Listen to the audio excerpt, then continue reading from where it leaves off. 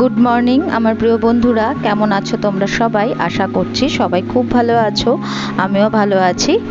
আমার চ্যানেলের নতুন একটি ব্লগে তোমাদের সবাইকে আরও একবার স্বাগত জানাই। ঘড়ির কাঁটায় এখন বাজে সকাল 8:30 আর তোমাদেরকে সঙ্গে নিয়ে আজকের ব্লগটি আমি এখন থেকেই শুরু করলাম। তোমাদের সবার কাছে অনেক অনেক অনুরোধ রইল ব্লগটি প্রথম থেকে শেষ অবধি দেখার জন্যে।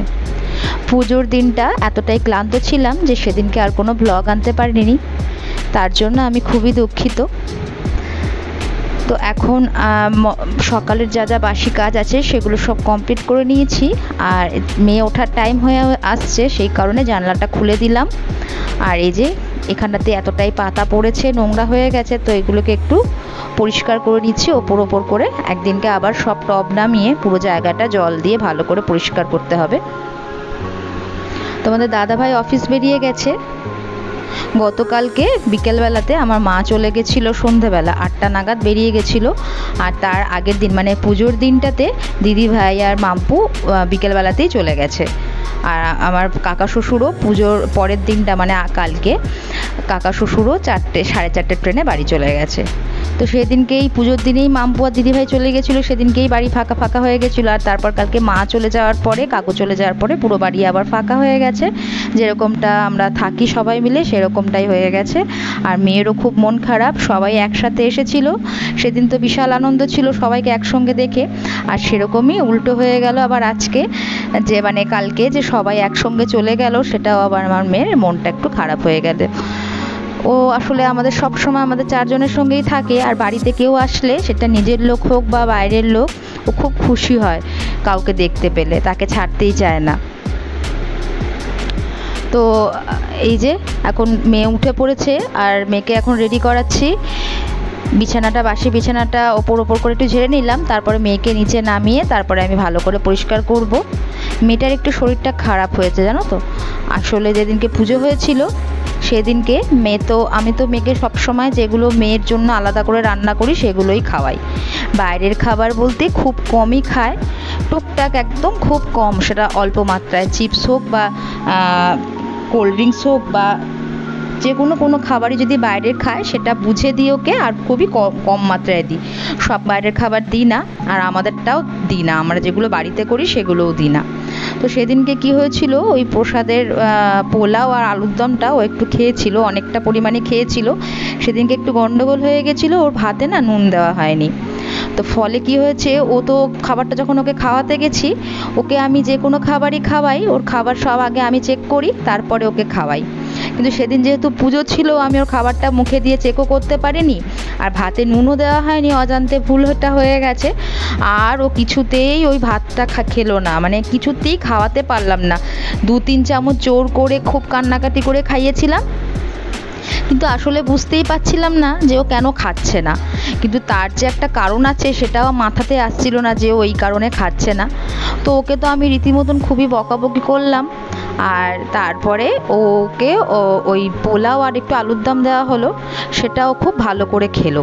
ও যে ওই ভাতটাতে নুন দেওয়া হয়নি বলে খাচ্ছে না, যেই মেয়ে কোনো দিন খাওয়া নিয়ে মানে এখন এই কটা মাস ধরে মেয়ে কোনো দিন দুপুরে আর রাতে খাওয়া নিয়ে কোনো গণ্ডগোল করে না, সেই মেয়ে হঠাৎ করে দুপুরে খাবার খাচ্ছে না, মানে আমার রীতিমতন। আর সেদিনকে পুজো ছিল, আর একটু তাড়াতাড়ি খাওয়ানোটাই ভালো হতো, কিন্তু আরও লেট করে দিচ্ছিল, আমার দেখে আরও মাথা গরম হয়ে যাচ্ছিল আসলে। তো সেই কারণে বুঝতেই পারছিলাম না যে মেয়েটা কেন খাচ্ছে না। তো যাই হোক, ও খায়নি, ও পোলাও আর আলুর দমটাই খেয়েছিল।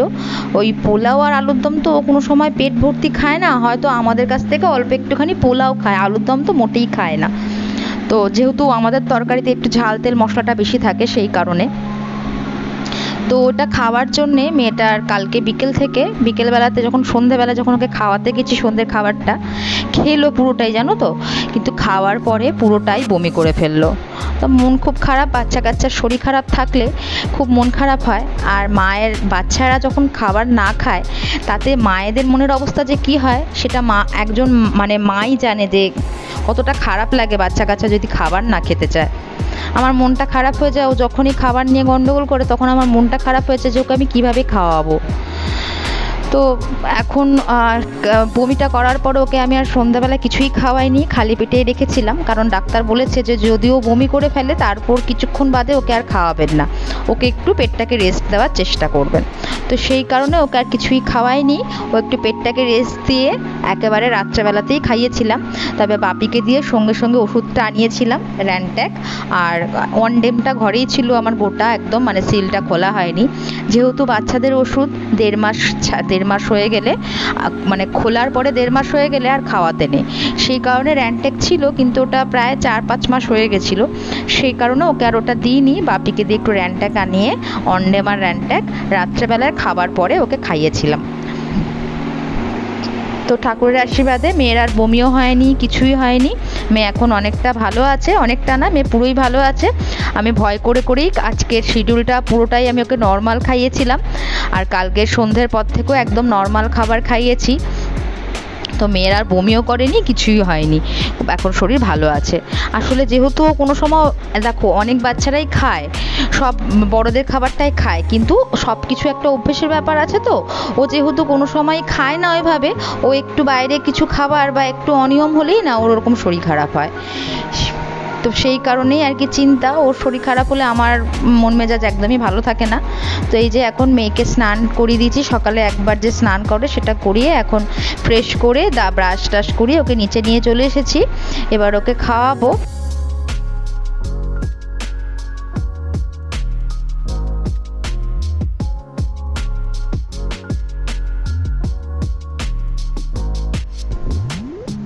কালকে যেহেতু বমিটা করেছিল তাই জন্য আজকে আমি ওকে আর সকালবেলায় দুধটা দিলাম না, তো দুধি কলাটা দিয়ে দিই, ওকে একটু ডালিয়া করে দিয়েছি, মানে মাই করে দিয়েছে ডালিয়াটা, মাকে বললাম আজকে ওকে একটু ডালিয়া খাওয়াবো, তো মা ডালিয়া করেছে, ওই ডালিয়াটাই ওকে খাওয়াবো, কারণ দুধে তো গ্যাস হয়, সেই কারণে যদি আবার কোনো সমস্যা হয়, তাই আজকে ঠিক করেছি সারাদিন ওকে দুধের কোনো প্রোডাক্টই খাওয়াবো না।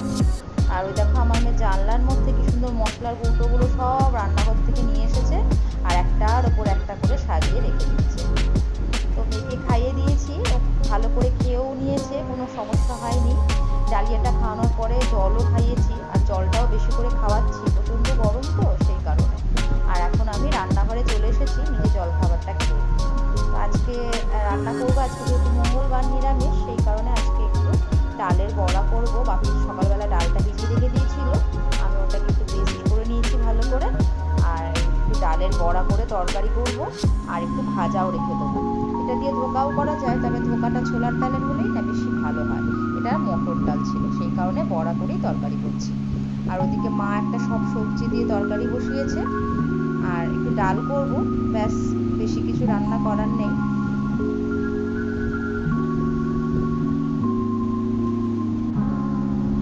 বাবার পুজোটা খুব ভালোভাবে মিটেছে।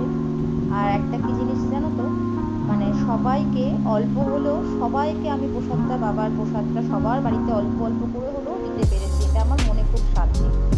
সবাইকে দিয়েছি, তবে আমার মামার বাড়ি থেকে ছোটো মাসি, আমার মেসো আসার কথা ছিল, আর আমার মাসির ছেলেরা আসার কথা ছিল, ওরা কেউ আসতে পারেনি, মেসোর শরীরটা খুব খারাপ হয়েছিল, কারণ গরমটাও তো খুবই পড়েছে, প্রচণ্ডই পেট গরমও হয়ে যাচ্ছে, তার সাথে তো শরীর খারাপের আরও ব্যাপার আছেই, হাই প্রেশার যাদের থাকে তাদেরও সমস্যা হয়, তো সেই অনেক নানান কারণে ওরা আসতে পারেনি। আর সেদিনকে আর ছিল না যে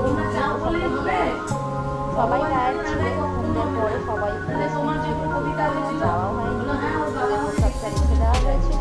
মা যখন কালকে বাড়ি গেল, গতকালকে মা সঙ্গে করে প্রসাদটা নিয়ে গেছিল। আর আমার ছোটো মামা আর ছোটো মামি আসেনি, কারণ ওদের একাদশী ছিল, তো একাদশীতে তো অন্ন গ্রহণ করতে নেই। আর যেহেতু বাবার প্রসাদে আমি বাবাকে পায়েস দিয়েছিলাম আর পোলাও দিয়েছিলাম, আর সবই পোলাও আর পায়েসের ছোঁয়াই ছিল, তো ওইভাবে তো আর ঠাকুরের পুজো করা যায় না, তো সেই কারণে ওরা আর সেদিন থেকেও আসেনি। আর আমাদের বাড়িতে তো পুজো হয়েছিল, তো ওদেরও প্রসাদটাও পাঠিয়ে দিয়েছি। আর আমার পাশের বাড়িতে যে একটা মাসি থাকে, ভোলা মাসি, ওদের জন্য প্রসাদ পাঠিয়ে দিয়েছিলাম। ভোলা মাসেরা এসেছিল, তবে সেটা অন্য কারণে, তখন আর প্রসাদটা দিইনি, মা যখন গেছে মায়ের হাত দিয়ে সবারটা একসাথে পাঠিয়ে দিয়েছিলাম। তো এই দেখো আমার এদিকে তোমাদের সঙ্গে কথা বলতে বলতে অনেকটাই রান্না হয়ে এসেছে। তো এই যে আলুটার সাথে টমেটোটাকে ভালো করে কষিয়ে নিচ্ছি, আর সাথে একটুখানি মশলা জিরে আদা বাটা দিয়ে দেবো, আজকে যদি আমি দিতে পারবো না, জিরে আদা বাটা দিয়ে আমি ভালো করে বড়া ভাত তরকারিটা করে নেবো। আর তোমাদের দাদাভাই গেছে অফিস। যা গরম পড়েছে, রান্না করতে করতে মাঝে মাঝে জল খাচ্ছি। তবে জানো তো, আমি গরম ওই নর্মাল জল খেতে পারছি না, এটা না ফ্রিজের জল। আর আমি একদম টাটকা ঠান্ডা খাই। আর আমাকে এই নিয়ে সবাই বকে, শাশুড়ি মাও বকবে, তোমাদের দাদাভাই তো একদম খেয়ে ফেলে আমাকে। ঠান্ডা জল খাওয়াতে তো খুবই করবো, তখন মানে গরমের মধ্যে মনে হয় কি ওই ঠান্ডা জলটাই যেন আমার কাছে অমৃত। তো এই যে এখন একটু ডাল করবো, তো সেই ডালটা ধুয়ে নিচ্ছি। মসুরির ডাল করবো, টমেটো দিয়ে একটু কালো জিরে ফোড়ন দিয়ে ডাল করবো। তো ব্যাস, আর তারপরে মেয়ের রান্নাটা করলেই আমার রান্নাটা, মেয়ের ভাতটা করে নিলেই রান্না কমপ্লিট হয়ে যাবে।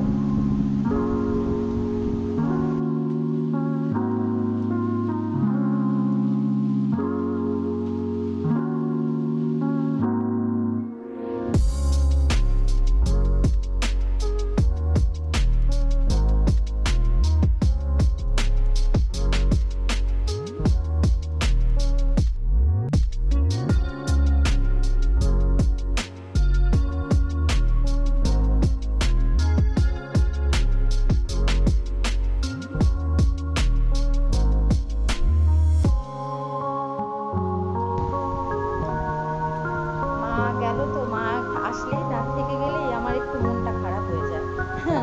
মানে দিনের দিন এসে চলে গেলে একটা একরকম হয়, মা এসে দুদিন থাকলে আমার তখন মনটা খারাপ হয়ে যায় যে চলে যাচ্ছে। কিন্তু কিছু করার নেই, মাকে তো যেতেই হবে। আর মা টিউশনেও পড়ানো আছে, মানে পাপা পড়াতে যায়, তো সেখানে পড়াতে যাওয়ারও আছে। সেই কারণে মা কামাই করতে পারবে না। সোমবার দিনটা বলেই এসেছিল যে আসতে পারবো না, সেই কারণে সোমবার দিনটা মা কামাই করতে পেরেছে আর কি। তো এইদিকে মোটামুটি সব কমপ্লিট হয়ে গেছে। আর মেয়েকে এগুলো হয়ে গেলে মেয়েকে স্নানও করিয়ে দেবো, আর ফাঁকে আমিও স্নান করতে চলে যাব। তবে জানো তো, আমি রান্না করি বা যাই করি না কেন, যে কোনো কাজই করি না কেন, মেয়ের প্রতি কিন্তু ঠিক আমার ধ্যানটা থাকে। ওকে টাইম করে ফলটাও খাইয়ে এসেছি, আর ওকে জলও খাইয়ে এসেছি।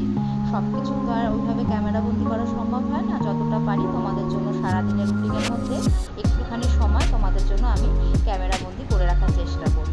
তো দেখো, এদিকে বাপি একটুখানি ওই মানকুচু আছে, ওই মানকুচুটা একটু সেদ্ধ বসাবে বললো, তাই আমি একটু জল দিয়ে সেদ্ধ বসিয়ে দিলাম। আর এই যে মেয়েকে একটু লিচু দিয়েছি, এখন লিচু খাচ্ছে। তার আগে ওই মুসাম্বির রস খাইয়ে এসেছিলাম। বেদানাটা না সবসময় দিই না, যেহেতু পেটটা কষে যায় বলে।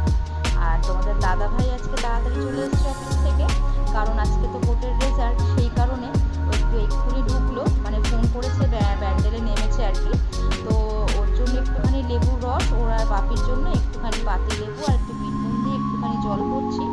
ওটাও আসলে গরমের সঙ্গে একটুখানি 5 মিনিট বসবে, ওই গরমের সাথে সাথে দেবো না, একটু বসার পরে ওকে এই জলটা দেবো। ওতে না গরমে খুব তৃপ্তি, মানে খুব আরাম, শরীরটাও ঠান্ডা রাখে আর কোনো সমস্যাও হয় না। তো এটা করেই আমি এবার মেয়েটাকে রেডি করে নেবো। আর এদিকে বাপি হচ্ছে এখানে উচ্ছে ভাজছে। আর এই দেখো আমার মেয়ে স্নান করা, দেখো এখন খুব বদমাইশ হয়েছে জানো তো, এইভাবে স্নান করতে খুব ভালোবাসে। এই বালতির মধ্যে ঢুকে গিয়ে ও স্নান করবে, এটাই হচ্ছে ওর মজা।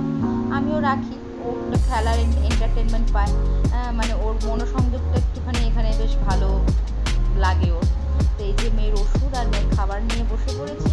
তো আজকের মতন ব্লগটাকে এখানেই শেষ করছি। তোমাদের কেমন লাগলো অবশ্যই জানিও। দেখা হবে পরের ব্লগে, ততক্ষণের জন্য টাটা বন্ধু।